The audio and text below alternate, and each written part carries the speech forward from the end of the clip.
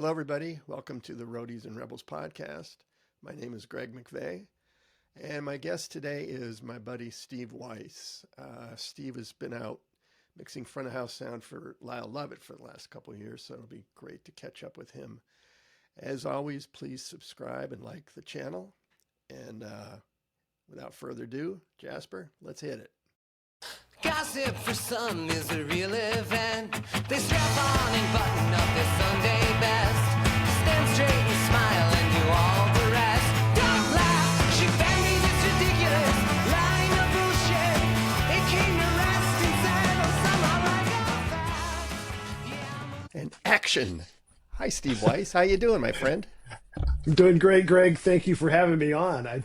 I just got done watching Denny. Oh, yeah? How'd you like it? You loved it, right? It was great. Yeah, it's a lot of fun. Good answer. That's the first one. I was kind of like, and that's why I thought, well, let's start with the director. Yeah. If anybody will have it together, it'll be him, which the funny part is he crashed 3 times during the thing, with his internet and his camera and his computer. And I said, man, the reason I started with you is because you're supposed to know this shit. Well, I can start with anybody and get this result, but it was kind of cool. Yeah, so are you home really from, nice. You've been out mixing Lyle for what, most of the year, right? Front of house? Yes, we have. We're done for the year now. At this point, most of the rest of the year off. I'm going out with a local Las Vegas band here called Human Nature. 3 Australian guys I that know 'em. Smokey Robinson took on about 25 years ago. And so we're heading to Canada for a little bit in November, but it's quick and easy. I know those guys. You came out to the McCallum, right? That's right. Yeah. Yeah, I That's brought right. some capsules or something out. Well, you've been with them for a little bit, off and on, as I recall. Yeah, I just handle when they go on the road, I handle their road stuff. They've got regular folks here in Vegas that handle them otherwise. They were kind of interesting. I mean, I just, was with you guys at Soundcheck and just sort of watched. They've been around a long time, right? Yes, at least 20 years, I think, here in Vegas. Before that, they were an Australian boy band. That's right. You mentioned that. Yeah. I think that's cool. So I want to get to Lyle at one point, but first, give me sort of the Reader's Digest version of your background, how you got into this pickle of live sound and studio stuff, whatever you're into. Yeah. I was supposed to be a farmer. I was supposed to be a agricultural teacher. That's what my initial thrust was. Yes. And when I was a junior in high school, Where'd you grow up? Washington, Missouri, just about That's 60 miles west of St. Louis. Got it. But yeah, some teacher saw me give a speech and said, "Hey, you should go audition for the theater," and yada yada yada. And Wait. From farmer to you should be in the theater. Does that mean you're a bad farmer or you're a good theater? I was terrible. Guy? I was terrible at it. I was absolutely terrible at it. I'm sure. Yeah. And so that led to me getting involved with the acting side initially, but once I saw the technical side, that blew up for me and became my thing. Right. Real quick there. I went to college in Southeast Missouri on a speech and debate scholarship, on a theater scholarship, and on a technical theater scholarship, and dropped out at some point too. Came to your senses. Yeah, I don't know. I mean, I dropped out. It's a fine line. A girl.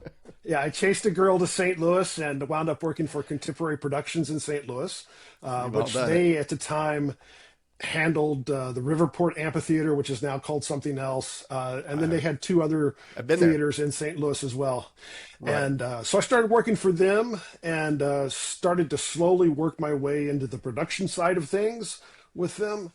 And then another opportunity came along for me to go to Montana for the summer to work in a theater there, which then led to my years in Palm Springs at the Follies.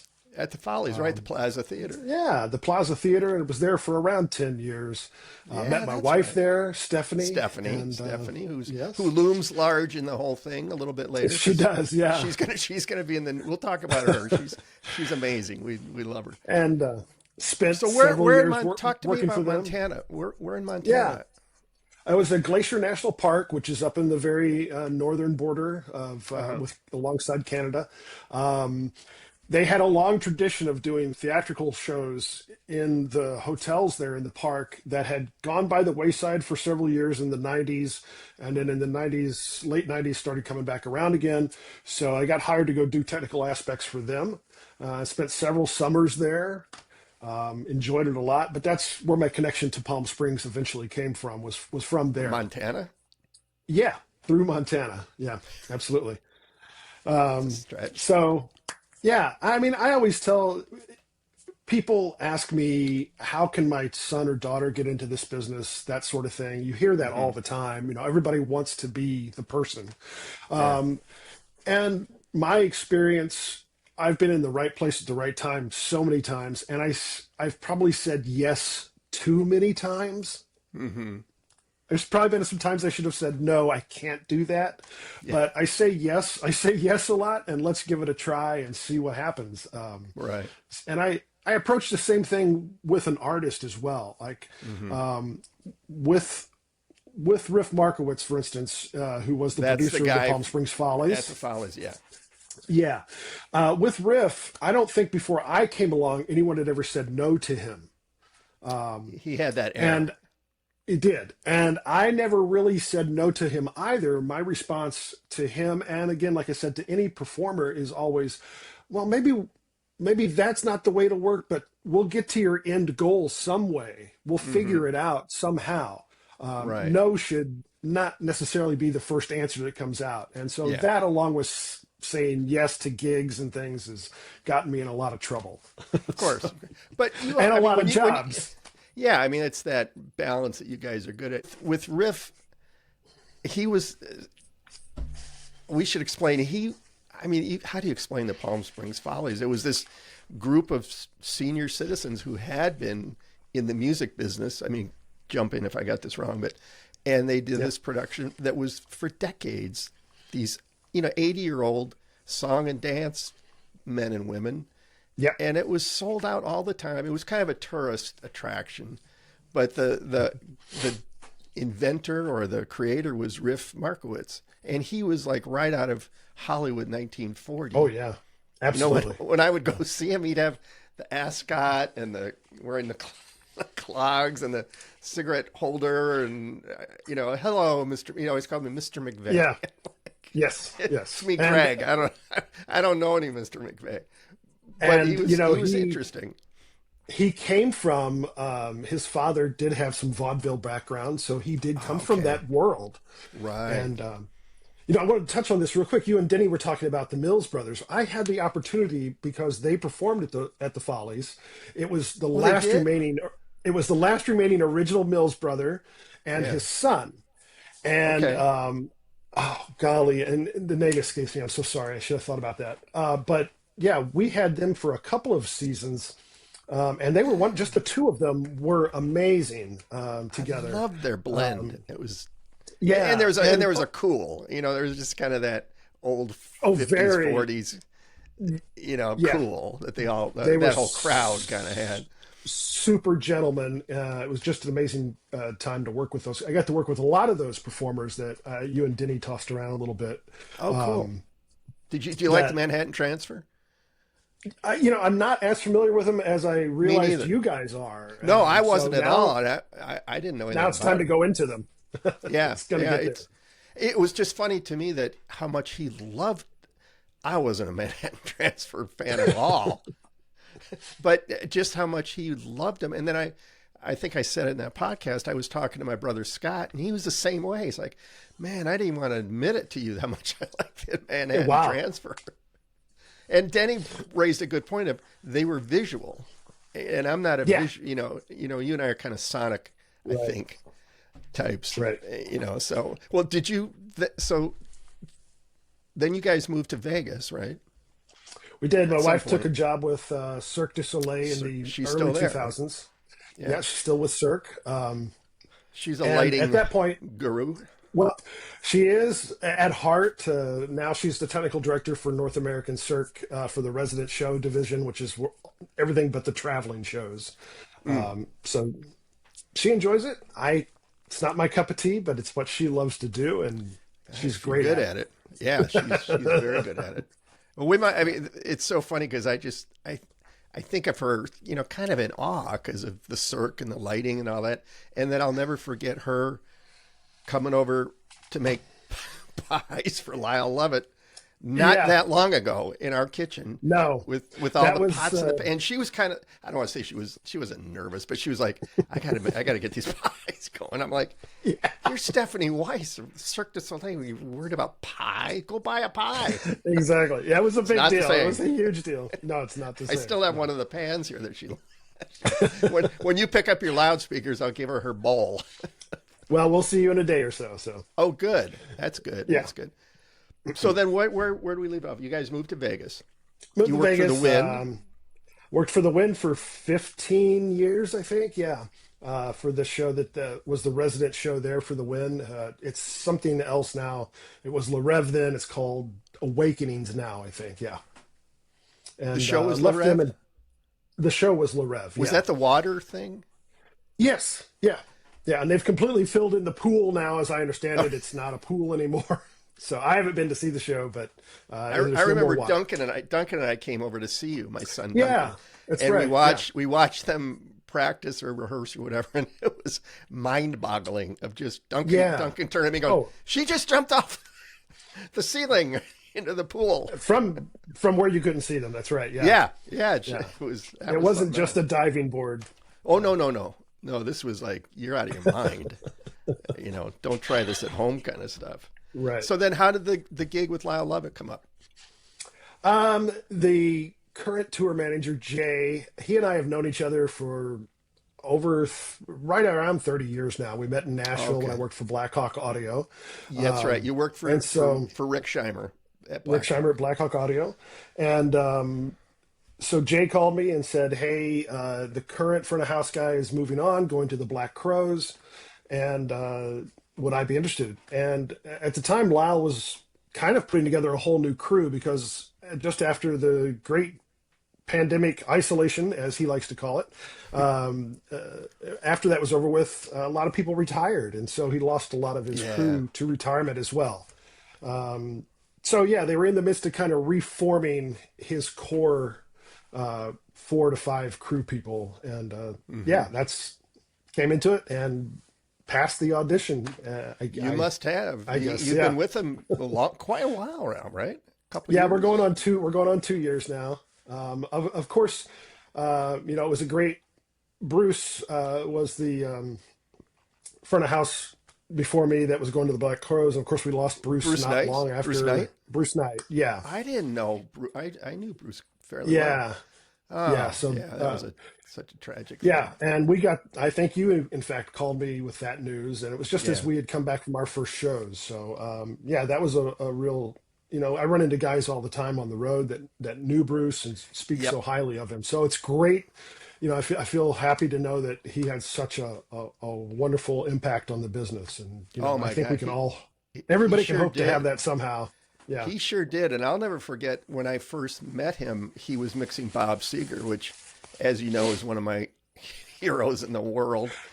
And he'd gotten Bob to try a Heil mic and, didn't work out. But so he said, why don't you come over to Vegas? We're playing. And I said, yeah, at the MGM Grand. And I spent the afternoon, with him. And he was just the nicest. I mean, all you guys are cool, when you're out. You can tell the real deal people like you, and Bruce, and, that sort of thing. And I just had the best time. And he was, we run back to I brought a picture of Bob that I was hoping to get autographed because it's a picture of Bob and Jimmy Buffett, kind of an odd picture out of a magazine. Wow, and it's right up my alley. And I knew I could get Jimmy to sign it. And I thought, if I could get Bob Seger, man, he wouldn't sign it. It's like, come on. I mean, I know us Michigan people can be assholes on occasion, but that was ridiculous. So I think Bruce felt really bad. So he's having me carry the set list from the production office I went into Wayne's World. I'm holding the set list. And, my little pass and everything. And then, he got me my own security guy. There's the bathroom right there. And I'll keep an eye on you. But he was so nice. And I could tell he felt terrible about it. Yeah.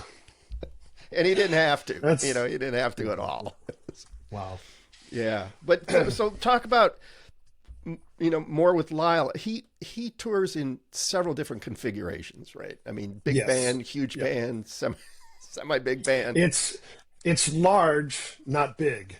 Right, large. That's what the sticker says, and that's what we say. And we've he has what he calls a songwriter's version, where it's just himself and a guitar with another artist and their guitar. Wow, and really? They trade songs and stories. We didn't do that this year. We skipped that this year. I remember when you did that last year. There was a woman singer that I liked. Lisa Loeb. Lisa Loeb. That's right. Mm-hmm. Yep. And so that was a lot of fun.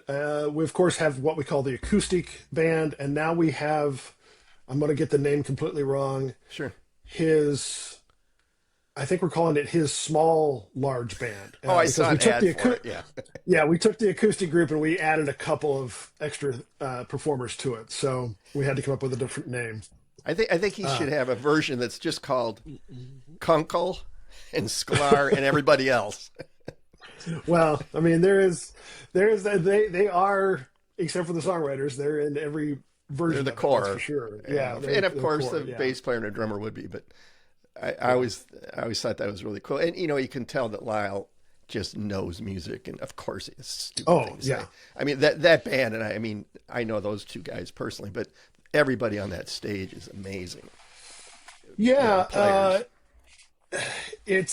I always think of myself as being somewhat of a music historian, but when I meet, Lyle takes it to another level even after that, but even Jim Cox, who plays piano, has been on so many sessions himself. He'll if they still did Name That Tune, or it was Name It in One Note, Jim can do it. I mean, he could do it and then play it. It's crazy. Yeah, and play it. Yes. Yeah, absolutely. I mean, those shows are really fun thanks to you, I've seen quite a few. And I remember when Lyle, that first record came out, I was with Ross Rideau, the late Ross Rideau with Sound Image, and he said, "Man, you got to hear this guy." And I think he was just touring with him, and could it have been just a cello player? I maybe am starting to get my... Yes. I thought so. I get mixed up with Harry Chapin sometimes. But it would have been a cello player and a conga player named James. James just recently passed away about a year ago now, I think. And I had the pleasure of actually meeting James because he didn't play with the band anymore. His health had been kind of poor, but we did a show at one of Lyle's old haunts in Houston that he used to play at coming up in the 70s. And we did a benefit show for the NPR station there, and James joined him. So it was kind of a look back on how it used to be. Yeah. And that was really neat to see. And I'm very fortunate that I got to see that. It was really neat. Lyle's been at it a lot longer than people realize. I mean, I've been a fan for a long time, and I've kind of done some reading that he played at like music festivals in Luxembourg, and he was somehow, and this doesn't have to turn into, we'll get him on the show. It's turned into a Lyle Lovett episode, but he's an interesting guy, as you well know. I mean, you're dealing with him all the time. Absolutely. Yeah.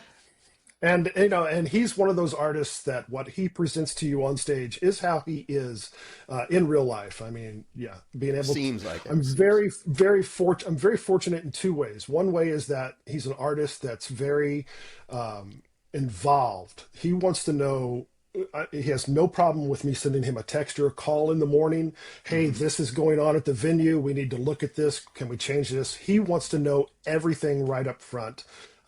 It's his business, and he wants it to be his business all the way. And so it's very fortunate to me. That's a very fortunate thing. The second thing that's very fortunate as well is because he makes it his business, he's very interested in what we're doing out front.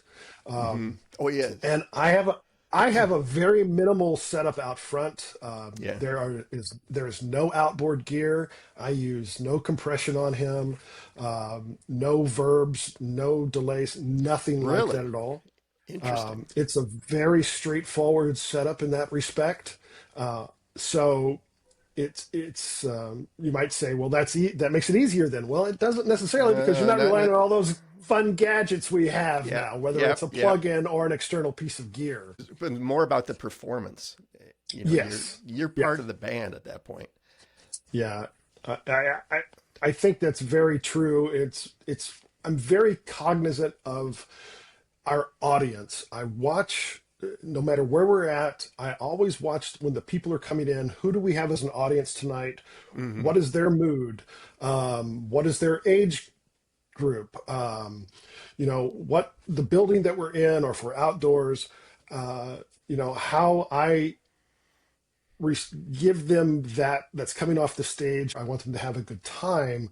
Right. So I pay a lot of attention to, hey, is this too loud tonight? Is this a audience that doesn't want to hear that much twangy guitar and needs to hear more whatever, Yeah. I think that's really important, and no matter what we're doing. Yeah. No, and your mixes, I mean, I've heard them a lot. They're fantastic. And you're very Thank you. cognizant of, it's Lyle Lovett. You got to make that happen, Yeah. and I mean, like every great sound mixer does, don't forget, Right. there's Yeah. that guy. We got to just, Yeah. and it sounds very much like a record when I hear it, in all the, Oh, great. in all Thank the you. good ways. But this is something that we could sort of transition to, and this isn't about Lyle, so I want to make that clear. But one thing that I've been thinking a lot about, and starting to talk to folks like you, is this thing of artists that, for lack of a better way to put it, they don't know when to quit. And I see that so much, obviously living out here, Mm-hmm. and I'm really sort of conflicted on my feelings on that. On one hand, I feel like good for you. On the other hand, I feel like just give it up.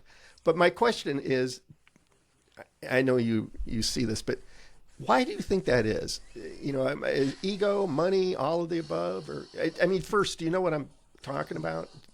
Absolutely, I do. I mean, I am one of the biggest fans of the Rolling Stones, and I've seen so many Rolling Stones live shows. But I stopped going to them a few years ago because I was like, well, I'm kind of getting the same thing over and over again. Mm-hmm. But I still will, if they release a live video or something like that, I'll still check it out. Absolutely, because to me, it's still entertainment. And I think in certain instances, there's still a huge fan base for that artist, no matter who it is, and no matter what configuration their band is, as far Right. as originals go or anything like that.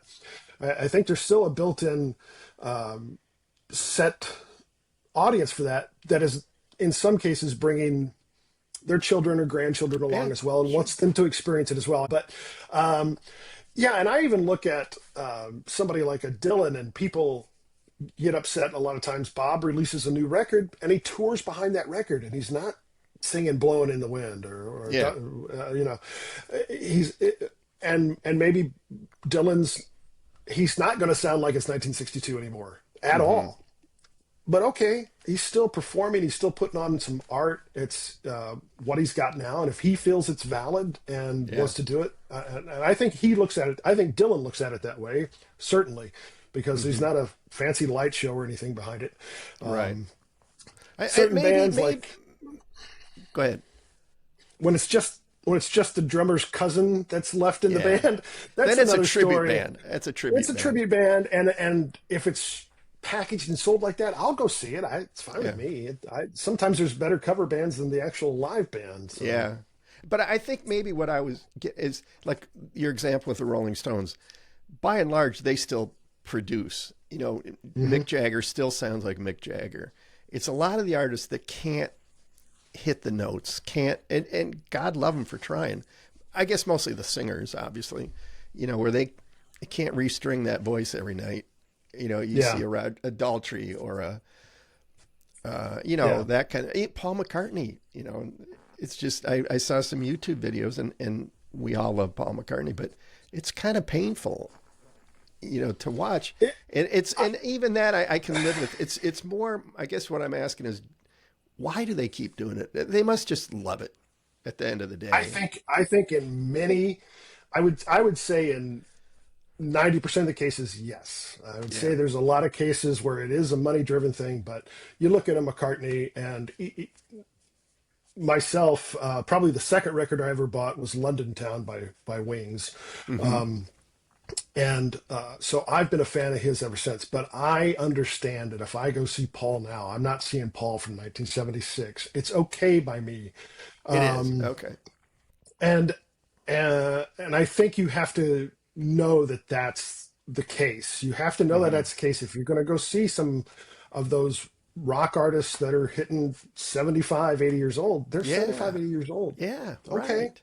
All right. There's Be plenty of other prepared. people still. There's plenty of people still singing and performing on a lower scale as well that are younger that I Hmm. would not want to see. Yeah. So Well, and that's a good thing, good point you bring up about changing the key. A lot of these rock guys, they won't do it. God love them for saying that.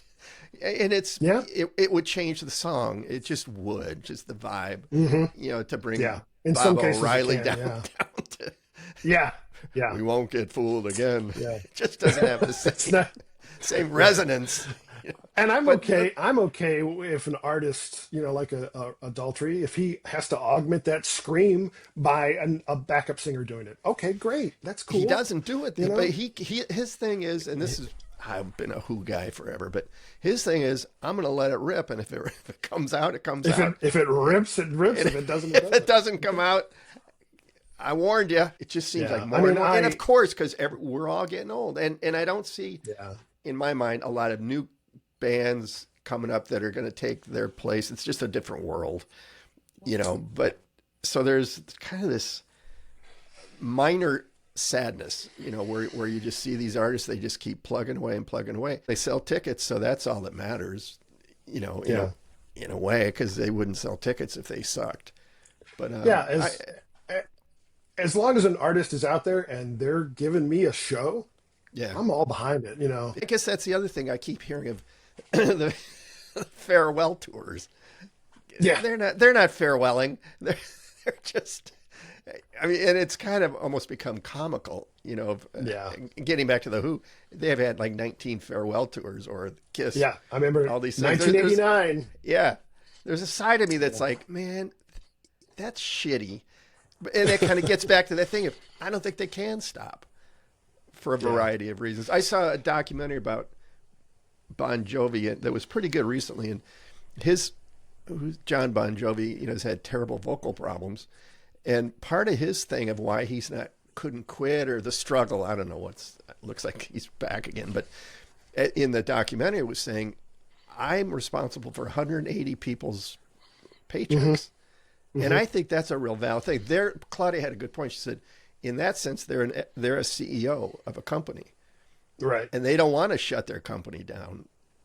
If you look at it in that regard, you can And maybe be a little more understanding. that wouldn't be the first person I've ever heard that from either, artist wise. I've heard that from other artists in interviews and things like that before. So that's, to me, as being on the other end of the stick, that's cool. Yeah. I like it. Of course, it keeps us Interesting. employed. Good point. Good point. Yeah. I'll take And that. I think Keep going. I think for You're some of those fine. people, you look at Willie Nelson. If Willie stopped doing shows, I think he would just die. I agree. And that's a really valid point too. Charlie Daniels, I think, literally till the day he died, that's just yeah, what they do. That's all they've ever known. They yep. love it. There is the ego. It's probably a combination. Oh, it's all involved. Yeah, Yeah. absolutely. And I've always felt like artists, and especially singers, are just wired a little different. They ain't right. They ain't right in the head. Yeah, And yeah, that's what yeah. makes To them be, incredible and brilliant and beautiful. But they just, this is what I do. I get up there and they hand me a mic and I sing. yeah, I'm the singer in the band. yeah. There's a spotlight on me, and so Yeah, it's yeah. mentally, it's a whole nother world. I'm sure. One time, I may have told you this, but one time when I was out with Buffett, we had the Memphis Horns with us. And one night I don't know what we were thinking, but we put the two guys in the Memphis Horns down on the stage, and then me and Ross went up on the riser and took their horns and pretended to play, just for no good reason at all. I think to mess with, I don't even remember why, to mess with Jimmy or something, but maybe it was the last night of the tour, but it was Margaritaville, so it was the big encore and everything. And man, I'll tell you, when that spotlight hits you, it's like you don't even know where you are. Yeah, And all yeah. I had to do was go, like I was the trumpet guy. I think I was Wayne Jackson. And it's unbelievable. So, imagine someone that really knows what they're doing. It could be quite addicting in a good way. It's a rush, just like a race car driver, just like That's anything, what it was. That's what it was. And once I got my footing and my bearings, it was like, man, I don't want this song to end. That's right. Yeah. Absurd. Let's I'm not even for playing it. Yeah. Fellas, let's do another one. Yeah. Those two guys are just shaking their heads. I mean, they played with Aretha, and they're going, what the hell does this guy want? Come on, it'll be fun. I'll pretend. Oh, God. One thing, my brother is making me ask this question. Remember, he's a filmmaker, so it might get a little sappy. But he's got a good point. What did he say? What's interesting to you these days? I think it's a cool question. Given your life, you do all these great things, but I kind of know what you're going to say, but what do you find interesting these days? I got to tell you, I kind of got away from all the technical aspects of the world and technically what's happening with all the different gadgets and everything that are coming into play. And within the last 6 or 8 months, I've kind of become a tech nerd again a little bit. And and that's becoming very hobby-like to me. It's fun because my wife is into these things as well, so we're like together. It's like our version of game night, I guess. Yeah, sure. Instead of Monopoly, we're exploring some sort of crazy new gadget, and so that's been a lot of fun. And as I've gotten older, I am 3 years away from collecting that Social Security now, and so as I've gotten older as well, things that have become interesting to me. I'm looking at something right now on my wall here. It's a picture that Duncan did. No kidding. I think I gave him $15 for it, and you mailed it to me. Oh, that's but right. It's hanging. My son Duncan. Yeah. Yes. So it's hanging right next to my picture, Foster Brooks, and above my picture of John Bauman Bowser. As a father, I'm going to weep, knowing that my son's painting is next to Foster Brooks and Bowser. Yeah. And Bowser, yeah. I'm going to tell him. So, but it's something that, since I don't have kids, we've really noticed that friends or acquaintances that have children that are artistic and things like that, we're really getting into what they do. We've bought several paintings and photos and things like this that children of people we know are doing, because we're like, you know what? We've got to encourage that art, because that art could become something else down the line. You bet. And it's their innocence. Yeah, I mean, it's... Yeah, and I think that on the one side, the resurgence of my brain into technology, on the other side, my brain now wanting to slow down a little bit as well and go, it's kind of cool to look at that red and blue and green picture that Duncan drew of what I think might be a self-portrait, but I'm not sure, but maybe it is. We'll keep it. Who the hell knows? Who knows? But it's there, and I like it. The beauty of Duncan. It adds joy. Yeah, and we've got several of those things around the house, from statues. I'm going to tell paintings. him. I'm going to tell him that you said that. He will get a kick out of it. Yeah. That's so cool. That's, listen, man, I can't thank you enough for doing this. You guys, this has been easy because you're friends. And I am going to see you tomorrow. Is that the truth?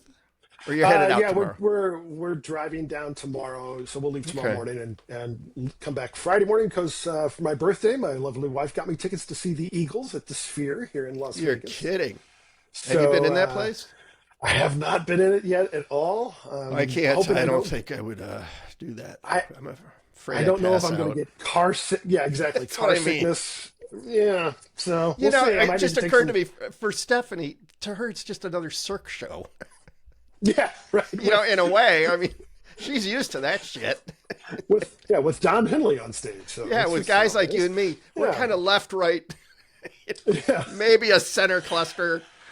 I don't get this. So, I talked to Dave Radd about that place, and he said it's like an arcade ride. Yeah, I mean, I'm very interested to hear the technology. For me, it's going to be a lot of looking around and just hearing how things are happening, and trying not to throw up. But I hear it's amazing. Aspect of it. Yeah, I hear it's amazing. It's just not the kind of thing that I can cope with. But I saw a great interview with Vince Gill, and he said they were asking him about the Sphere. He said, what's it like to play there? This is kind of early on. He said, I've never been ignored by so many people in my life. Yeah, right. Yeah, because the band is a very small part of it. Yeah, it looks like it. Yeah, and it's not a big stage. Yeah. I'll be anxious to hear how you do. Yeah. So the last thing, I just wanted to do this because you're in the book. Oh yeah. Just this is for all your fans, right? There we go. Yeah. So, and Stephanie's up next for the next book, and I just love it when talking about art of friends. You're in the book. Well, there you go. You got the same feeling, I suppose. Absolutely. Although I'm not as good I don't have the painting skills of Duncan, but but who does? I don't know. We're afraid. All right, my friend. I'll see you soon. All right. Thank you very much. Thank you, man. Take care. Okay. Bye.